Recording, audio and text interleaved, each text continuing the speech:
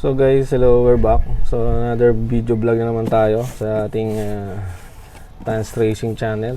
For the meantime, muna tayo, maintenance tayo ng EK. So bumili ako ng sets ng left and right wheel assembly hub para dun sa EK natin kasi maingay yung wheel bearing.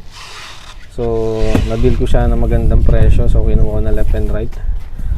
Tignan natin na sa loob.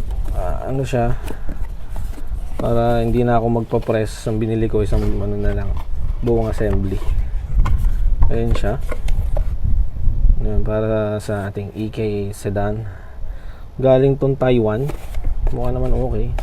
Sana magtagal ang mukha ng Japan dati, yung mga JDM. Yan, ito siya. May bearing na siyang kasama. Ayan, talaga may bearing siya kasi wheel bearing, ano. Ayun. Palagyan natin sa ating EK mamaya. So ipapasok natin mamaya sa sasakyan para matanggal itong nakita ko mas mabilis naman tanggalin to eh. Pinag-aralan muna natin bago natin gawin tong video para hindi tayo magkamali. Ano to?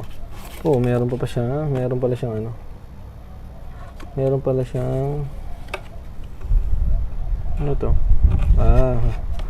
mga product niya. So mukha naman siyang matibay. Ayan. So meron pa siyang brochure paano tanggalin, no? Yan.